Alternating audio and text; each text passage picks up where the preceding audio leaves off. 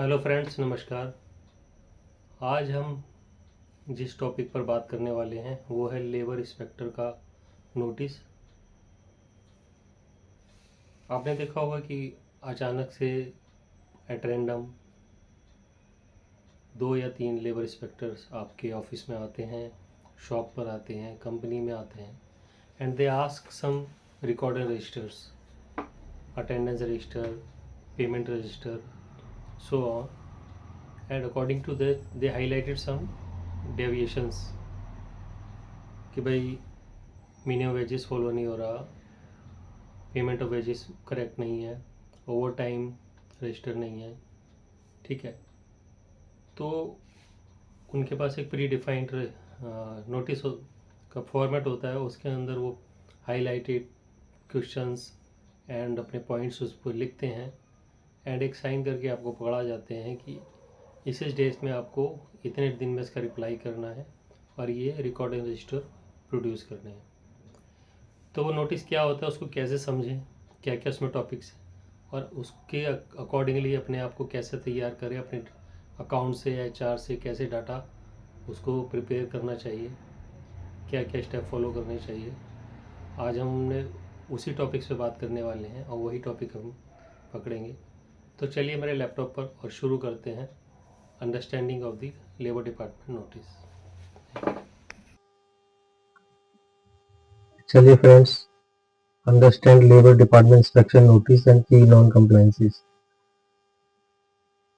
Labour inspection आपके यहाँ हुआ और उन्होंने क्या नोट डाउन किया, क्या उन्होंने नोटिस में लिखा और किस किस सेक्शंस में उन्होंने ऑब्जेक्शंस या नॉन कंप्लायंस लिखा, हम वन वन वन उसको समझने की कोशिश करते हैं। For example, labour inspector right failure to comply with section 11 of minimum wages act. Means section 11 क्या कहता है कि employees are not being paid by banker cheque और एनईएफटी। मतलब जब आपसे रिकॉर्ड मांगा गया तो you are fail to show the record that you are paying to employ salary through bank NEFT और चेक। मतलब आप बैंक के चेक के थ्रू या एनईएफटी के थ्रू आप अपने एम्प्लॉयज को सैलरी नहीं दे रहे, या तो आप उस टाइम प्रोड्यूस नहीं कर पाए या आपने कुछ कैश ट्रांजेक्शन शो करी।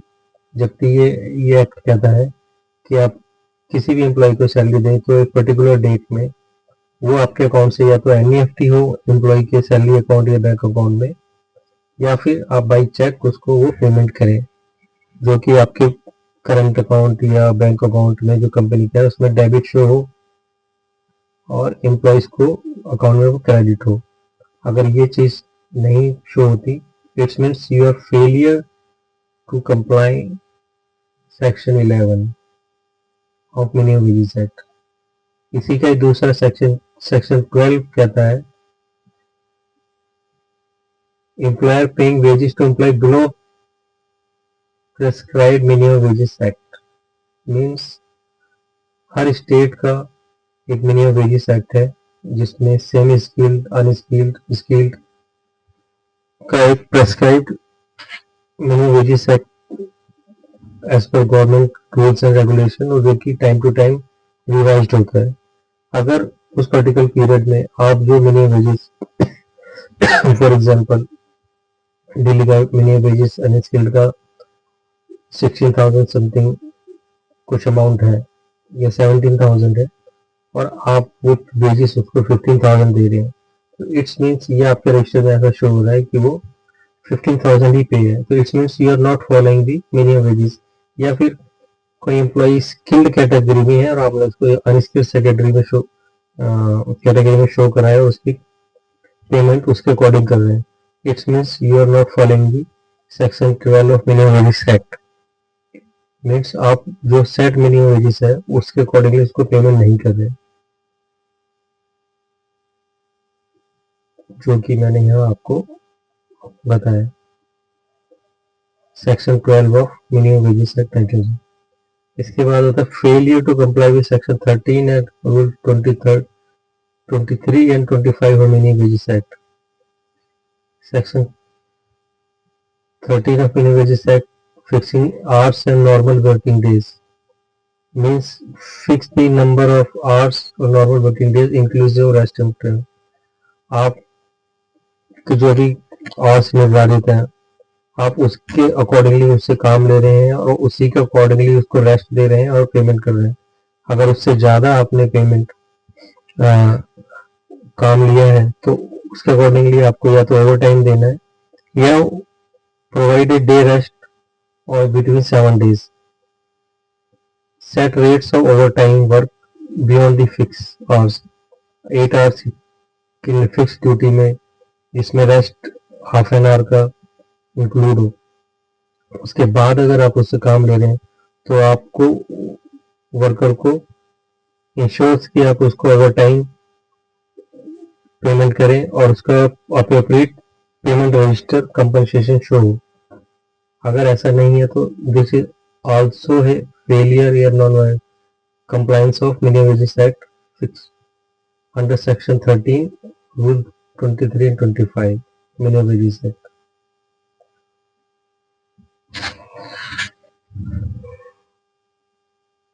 इसी का एक और आ जाता है failure to comply section 14 of 25, 24 और 25 minimum wages act. Employer not paying overtime for extra work. मतलब आप एम्प्लॉय से एक्स्ट्रा वर्क तो ले रहे हैं बट उसको आप ओवर टाइम पेमेंट नहीं कर रहे. तो a failure to comply with section minimum wages act rules 24 minimum wages act 25 central can be described as follow.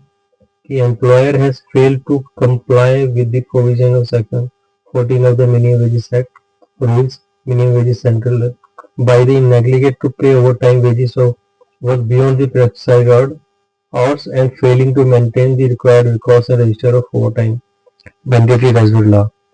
मतलब जो लॉ में ओवरटाइम फिक्स्ड है एज पर स्टेट और सेंट्रल, आपने उससे ज़्यादा आवर्स का काम लिया बट आप उसको उसके अकॉर्डिंग ओवर टाइम के पेमेंट या तो नहीं कर रहे या वो रिकॉर्ड आप प्रोड्यूस नहीं कर पाए या आप उसको क्या ओवर टाइम दे रहे हैं.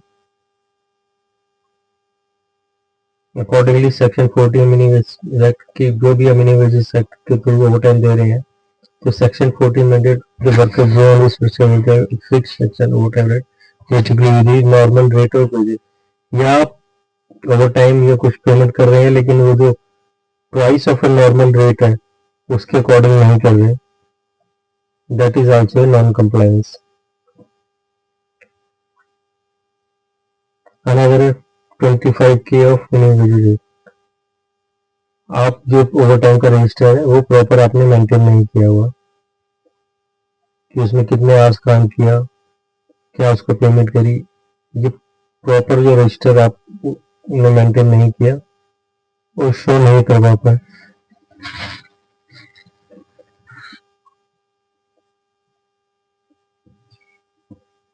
Failure to comply with the Section 18 of 26 of Minimum Wages Act. The worker were not provided the wage slips of Form 10. यहाँ आता है Form 10 में एक वेज स्लिप होनी चाहिए जिसमें कितने और मंथ का किस रेट ऑफ पे से क्या उसकी सैलरी रेट पे है और कितने दिन उसने काम किया, क्या उसका डिडक्शन है, क्या स्टैट्यूटरी डिडक्शन है, क्या एडवांस डिडक्शन है, बेसिक एचआर का स्ट्रक्चर क्या है. वो कुछ भी आपने एक पे स्लिप फॉर्मेट में उसको मंथली बेसिस पे आप नहीं प्रोवाइड कर रहे हैं. तो this is non compliance.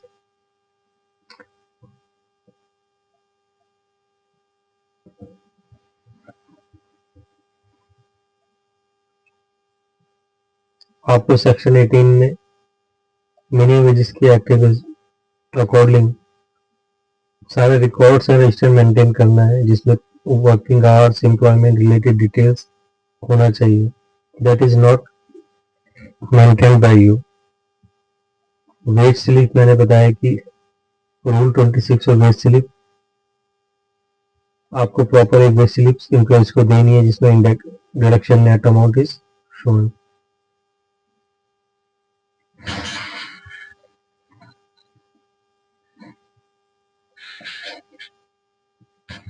Failure to comply equal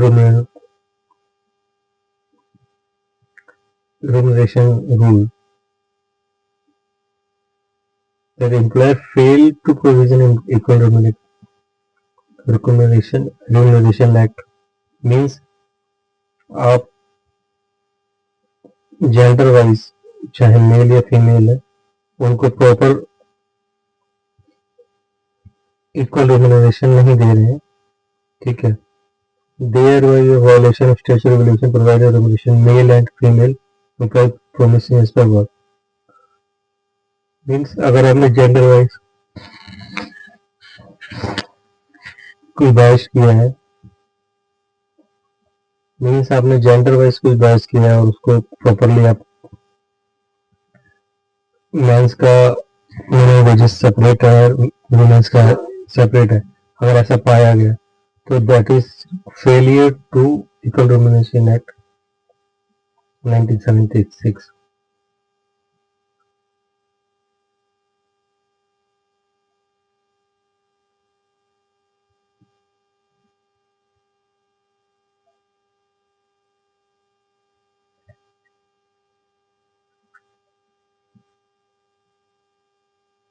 उसके बाद आता है failure to comply maternity benefit act. आपके ऑर्गेनाइजेशन में फीमेल्स हैं तो उसके अकॉर्डिंग आपने उनका प्रॉपर मस्टर रूल डाटा नहीं रखा. रूल्स फॉर्म जो होते हैं LMNO muster roll non maintaining form A for maternity benefit the pregnancy की डेट के before after due date doctor prescription, ये सारा चीज आपने नहीं है. Form LMNO failing to maintain submit this form as per rule 16 under maternity benefit act, records properly not mentioned. Rule 16 under the maternity benefits pertains to maintaining record and submission below the detail.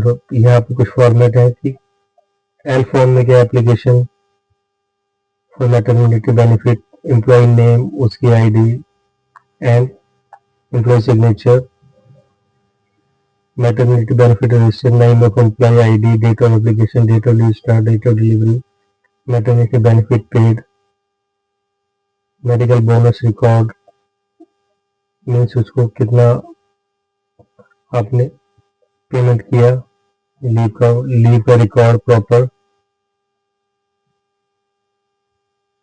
अगर ये सब आप produce नहीं कर पाए या आपके पास उस टाइम अवेलेबल नहीं तो this is lack of maternity benefit act और failure to apply compliance under maternity benefit act. इसके बाद आता है payment of wages act 1956 means section 5 जो कहता है कि मंथली पेमेंट जो आप करते हैं section 5 this should be on monthly basis और उसकी एक डेडलाइन है कि for employees wages less than 1600. ये पुराना है बट एज पर एक्ट ये कहता है कि जिनकी सैलरी इसके अंदर है तो उनको 7 तक पेमेंट हो जानी चाहिए, जिनकी सैलरी उनसे अबव है a particular number of employ का तो 10th of day of every month next month होना चाहिए. और अगर आपका पेमेंट रजिस्टर आप शो नहीं कर पाए या फिर कैसे को शो नहीं करता है कि आपका वो पेमेंट ऑफ मंथली पे रजिस्टर इज डिफरेंट डेट्स तो that is non compliance under payment of wages act.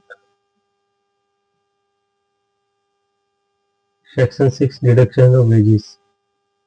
कुछ डिडक्शंस आपने करी बट उसका आपने प्रॉपर रिकॉर्ड नहीं रखा, दैट इज आल्सो है non compliance like absence of duty, damages loss, recovery advance like it. और आपने जो लिमिटेड डिडक्शंस की वो हायर साइड में काटा है वो भी नॉन कंप्लायंस है. Like the total amount of deduction from wages typically 50% of wages. आप किसी की भी सैलरी से उसकी वेजेस का 50% से अबव डिडक्शन नहीं कर सकते.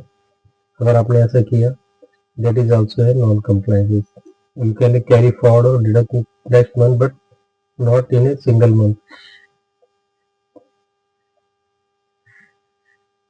कोई भी डिडक्शन है तो आपको कोई डैमेजेस का या उसका एक रिटर्न में एम्प्लॉय को कंसेंट लेके उसको एक्सप्लेन करना है और रिटर्न नोटिस देना है by what reason you are deduction this from his or her salary. Non compliance with section 6 means if employer does not comply with the provision section 6 could lead to the following consequences. Illegal deduction. Any deduction made outside the stipulated reason are considered illegal.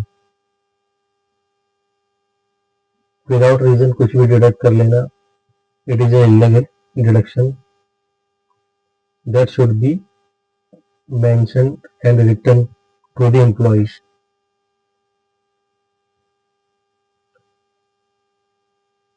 कुछ भी penalty आप impose करें,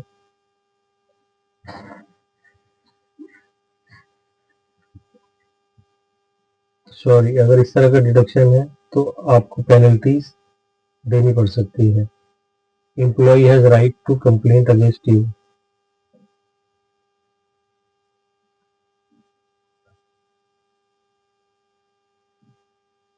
The maximum amount जैसे मैंने बताया, Section 7 established limit of deduction for every deduction. Means the total deduction from employee wages not exceed 50% of wages.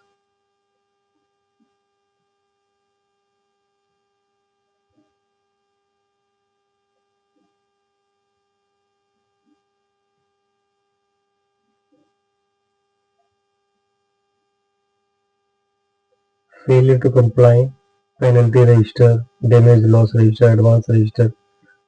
आपके पास जो register है, रिकॉर्ड्स हैं, वो अगर आप सेक्शन 13A के अकॉर्डिंगली आपने मेंटेन नहीं करा या नहीं दे पाए, तो that is also in non-compliance. You have to maintain these type of registers.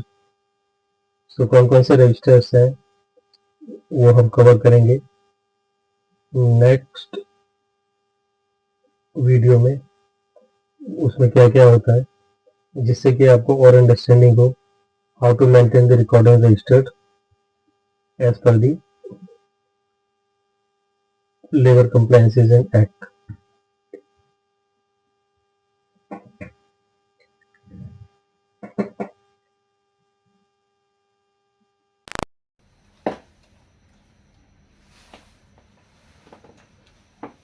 So friends, this is all about the video. अगर आप को इस वीडियो से रिलेटेड कोई क्वेश्चंस हैं तो आप कमेंट बॉक्स में लिख सकते हैं, या फिर जो ईमेल आईडी यहाँ शो हो रही है आप उस ईमेल आईडी पर भी अपने comments, suggestions as well as queries आप लिख सकते हैं. मैं कोशिश करूँगा आपकी क्वेरीज़ को प्रॉपरली रिप्लाई करने की. सेकेंडली एक बात और बताना चाहूँगा कि अगर आपके पास कोई नोटिस आता है तो आप घबराएं नहीं. उसमें टाइम पीरियड हो सकता है 1 वीक का हो सकता है 7 डेज़ का हो, सॉरी 10 डेज़ 15 डेज़ का हो. तो अगर आप समझते हैं कि this is not a sufficient time, you required more time, तो प्रॉपरली एक लेटर ड्राफ्ट कीजिए लेबर इंस्पेक्टर के नाम, ऑथराइज, उसमें एक ऑथराइज पर्सन बनाइए. उसमें साफ साफ आप पॉइंट आउट कर सकते हैं कि these are record need to be arrange and prepare some time from your side and from your legal advisor in a proper manner way, or for to produce this of records it's required up to 15 days more or 10 days more, or up to particular date you can produce this type of records. और वो वहाँ पे authorise जो भी person है उसको proper director या authorise person, partner या प्रोप्राइटर उसको ऑथराइज करे, वो वहाँ पे सबमिट करके उसकी रिसीविंग ले ले, और फिर उस टाइम पीरियड में you can prepare your record and registers. उसके बाद भी ये तो ऑन गोइंग प्रोसेस है, आप जाएंगे, उनकी और क्वेरी होगी और उसके अकॉर्डिंगली ये चलेगा, ठीक है. बट पैनिक होने की बजाय एक सिस्टमेटिक तरीके से इसको प्रिपेयर करें. इससे रिलेटेड अगर आप प्रैक्टिकली कुछ फेस कर रहे हैं problem, I try my level best to resolve this type of problems. तो you can write mail to me or in comment box. आप और किस टॉपिक पे वीडियो बनवाना, आप और किन टॉपिक्स पे वीडियो देखना पसंद करना चाहते हैं, या क्या हॉट इश्यूज़ आप समझते हैं, आप कमेंट बॉक्स में लिखें, जिस पे मैं कोशिश करूँगा डिटेल में और बेटर वीडियो बनाने की. हो सकता है इस वीडियो में कुछ कमी रह गई हो, तो उसके लिए प्लीज़ हाईलाइट करें. I want apologies for that and want to improve in my next videos. Thank you.